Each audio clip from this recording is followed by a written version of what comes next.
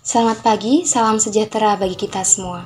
Pada kesempatan kali ini, saya akan mempresentasikan skripsi dengan judul Pengaruh Perencanaan Pajak, Kepemilikan Institusional, dan Tata Kelola Perusahaan terhadap Manajemen laba pada Journal of Economic, Business and Accounting atau Costing pada tahun 2024. Saya, Tiana Nuria Antika, NIM 2005520127, Prodi Akuntansi Universitas Tikubang, Semarang. Latar belakang masalah pada penelitian ini secara garis besar membahas tentang tindakan manajemen laba pada perusahaan manufaktur sektor barang konsumsi, di mana laporan keuangan merupakan bentuk pertanggungjawaban atas sumber daya perusahaan yang telah dikelola oleh manajemen yang nantinya akan disampaikan kepada pihak stakeholder atau pemilik perusahaan dan pemegang saham. Tujuan dari laporan keuangan sendiri yaitu untuk memberikan informasi terkait kinerja keuangan pada perusahaan satu periode tertentu. Di dalam laporan keuangan memuat satu laporan, yaitu laporan laba rugi, yang di dalamnya termuat informasi penting berupa laba, di mana laba ini mencerminkan kemampuan perusahaan dalam satu periode untuk menghasilkan profit.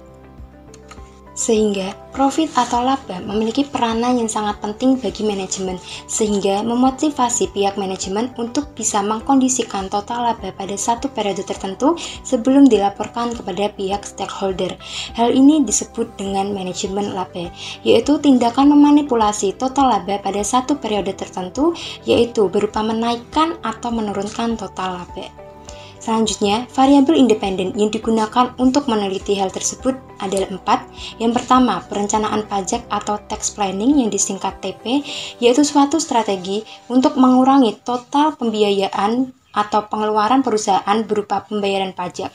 Yang kedua, kepemilikan institusional, yaitu kepemilikan saham yang dimiliki oleh lembaga atau institusi. Yang ketiga, komite audit, yaitu pihak independen yang memiliki tugas untuk mengawasi dan juga memperbaiki laporan keuangan apabila terjadi kesalahan. Yang keempat, profitabilitas, yaitu rasio untuk mengukur tingkat atau kemampuan perusahaan dalam menghasilkan keuntungan atau profit. Research gap, pengaruh perencanaan pajak terhadap manajemen laba telah dilakukan oleh penelitian terdahulu. Antara lain, Ahyani dan Lestari pada tahun 2019 menunjukkan hasil negatif tidak signifikan. Omar Romantis pada tahun 2020 menunjukkan hasil negatif signifikan. Febriani dan Khairunisak pada tahun 2022 menunjukkan hasil positif signifikan. Selanjutnya, pengaruh kepemilikan institusional terhadap manajemen laba juga telah dilakukan oleh penelitian terdahulu, yaitu Elizabeth Sugiarto Dermawan pada tahun 2020 menunjukkan hasil negatif signifikan, Fionita dan Fitra pada tahun 2021 menunjukkan hasil negatif tidak signifikan, Perdana pada tahun 2019 menunjukkan hasil positif signifikan. Selanjutnya, pengaruh komite audit terhadap manajemen laba juga telah dilakukan pada penelitian terdahulu. Antara lain, Wenda pada tahun 2022 menunjukkan hasil negatif signifikan, Fionita dan Fitra pada tahun 2021 menunjukkan hasil negatif tidak signifikan, Perdana pada tahun 2019 menunjukkan hasil positif signifikan.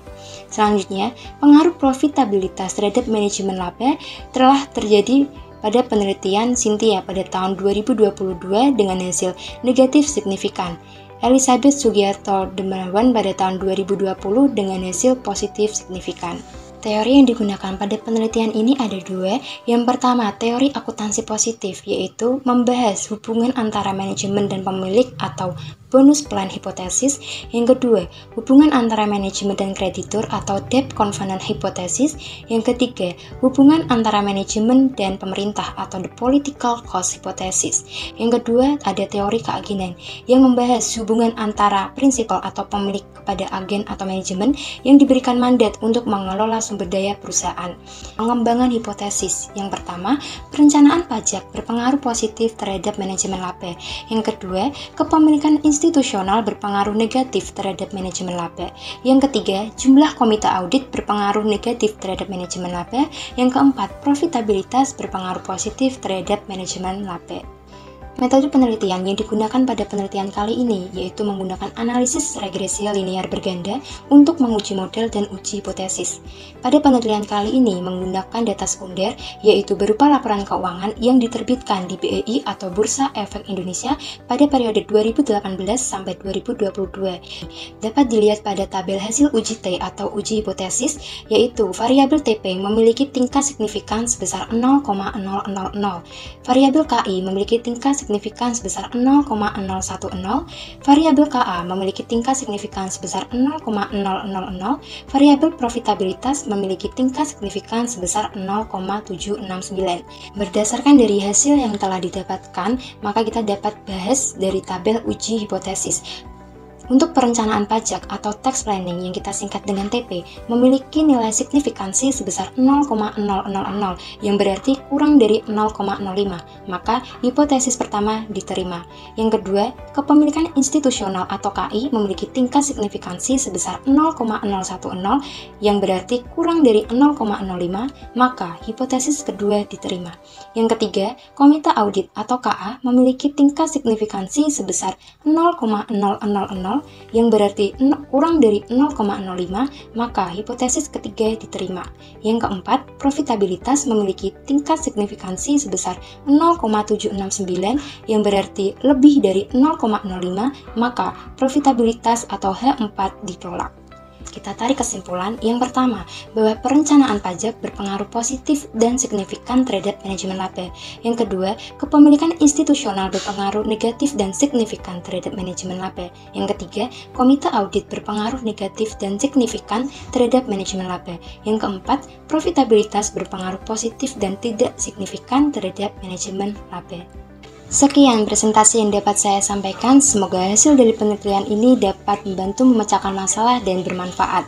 Terima kasih atas perhatiannya, sampai jumpa.